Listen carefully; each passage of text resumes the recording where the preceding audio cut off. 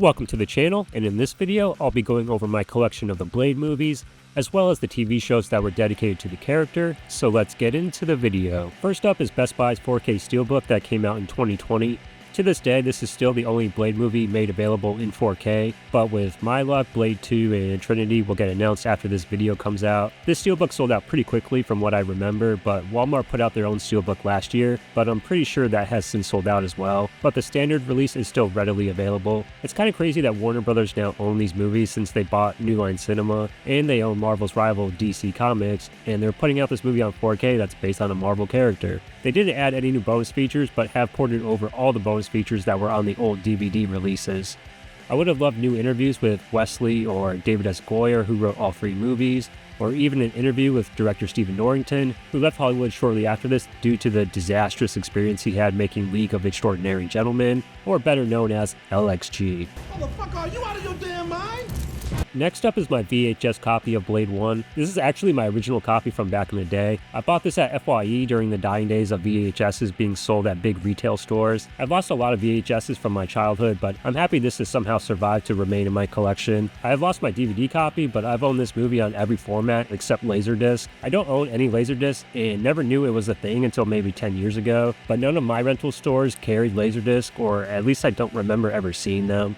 Also, I don't know why the tape says the movie's 90 minutes when it's actually 2 hours. Next up is the UMD of Blade 1, and this was the only one in the trilogy that got released here in the States for the PlayStation Portable. I've probably watched this movie the most on my PSP. There haven't been many trips where I haven't brought this movie with me. This isn't just one of my favorite comic book movies, but it's just one of my favorite movies. Well, this and the second one. I go back and forth on which one I like more. Blade Trinity, not my favorite, but I have a soft spot for that film. Wesley Snipes is just cool as fuck in this movie, and the Blood Rave is one of the greatest openings to a movie ever, and the action is well shot for it being Stephen Norrington's second movie. They actually had to reshoot the ending because Blade originally fought like a gelatinous blood tornado with Stephen Dorff popping in and out of it, so making the climactic battle a sword fight with Deacon Frost was actually a much better choice.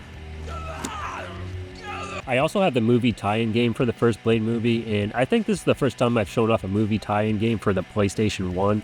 I picked this up like 10 years ago at a vintage gaming store, and the game actually isn't all that bad. It's very much done in the style of Resident Evil with its tank control, so it's pretty dated when it comes to gameplay. There were only a few third-person shooters that were actually well designed for the PS1, but it does a good job capturing the feel of the film, especially when it comes to that 90s techno-industrial music.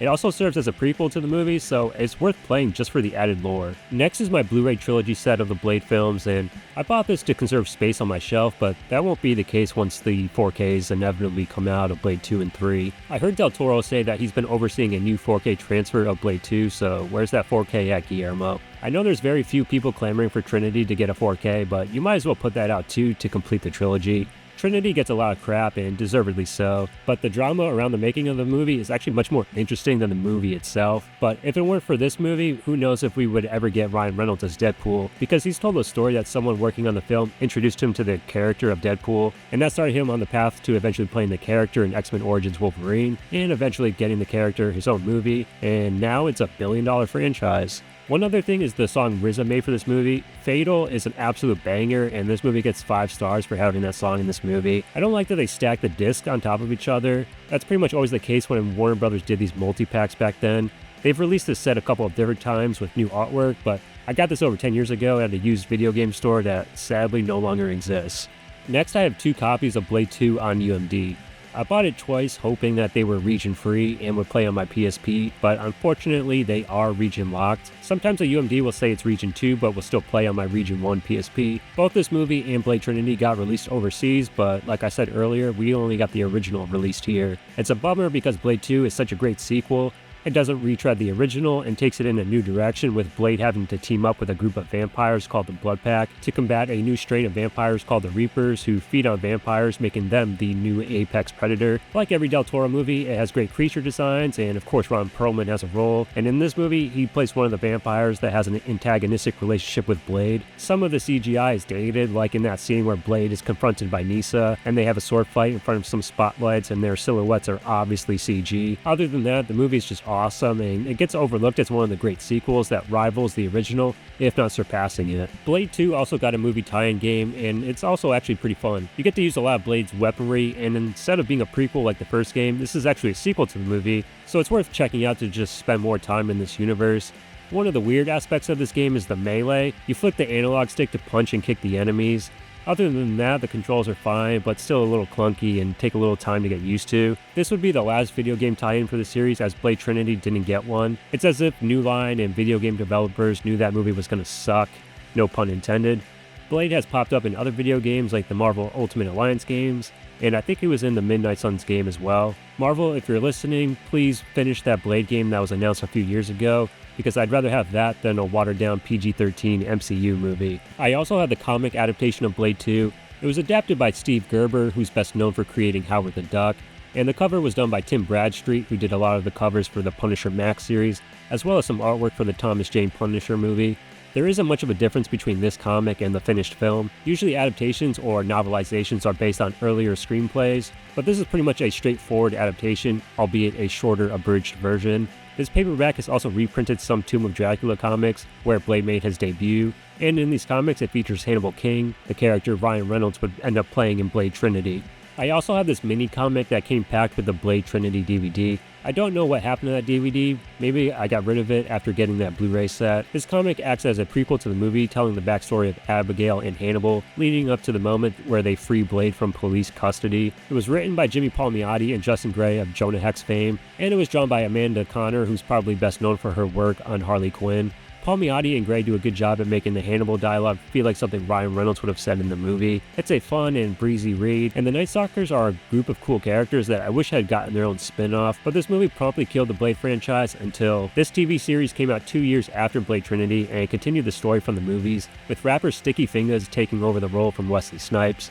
David Goyer returned as the showrunner, and one of the other main writers was Jeff Johns, who I love from his writing on my favorite Green Lantern run, but he's written so many other great comics. The show aired on Spike TV, and I don't remember seeing any ads for it. I never knew this show existed till years later, where I remember seeing a DVD 4-pack that had the 3 movies, and it included the pilot of the TV show. I was like, what the fuck is this? Was there a 4th movie? Then, not too long after, I found the series at Walmart and picked it up. The show is pretty entertaining, and this DVD has all the unrated versions of the episodes, but it lasted only a season with 13 episodes, and I'll take whatever I can get because I just love this character, but this wouldn't be the last time Blade had his own TV series. In 2012, Marvel put out 4 different anime series with X-Men, Iron Man, Wolverine, and Blade. They were all written by comic book writer Warren Ellis, and I believe they aired on G4 here in the States. Rest in peace, G4. The Blade character definitely works well in the anime style with all the gun and sword play. Deacon Frost is one of the main villains in the show, with Blade tracking him to Asia, and he uncovers a vampire syndicate called the Existence that he has to take down along with Frost. All of these shows were released on DVD, but for some reason this series was released in 2 volumes, as the other shows were released in just 1 complete set. They split up special features for each volume, and on this DVD, they talk about the character's history in the comics, as well as talking about diving into vampire lore from Asia, as opposed to the traditional vampires we're used to. In the back half of the series, Wolverine makes an appearance because, well, why wouldn't he? Just like in the comics, to help boost interest in the series, they'll put Wolverine on the cover to help bolster sales. This Wolverine doesn't look like the standard comic book version. He's not some short, hairy dude like he is in the comics, but in the X-Men anime, his look in that show resembles the classic Wolverine from the comics. One of the producers on this show was Jeff Loeb, who's an accomplished comic book writer, and he does have some film credits to his name as well.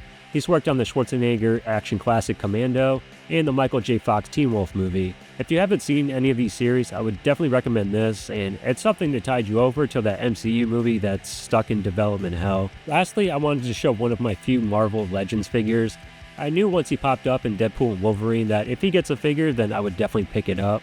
My friend Stu and I bonded over the Blade movies, and we once argued about Wesley Snipes coming back to play Blade again.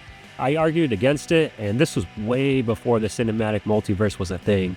Stu passed in 2015, and so when Wesley appeared on the screen, I teared up thinking about him, and I wish he was able to see it and tell me I was wrong. Thanks for watching this video, and let me know if you have any of these in your collection, or what's your take on the Blade character. As you can tell, he's one of my favorite Marvel and even cinematic characters. I'll see you guys in the next video, but until then, have a movie time. Some motherfuckers are always trying to ice skate uphill.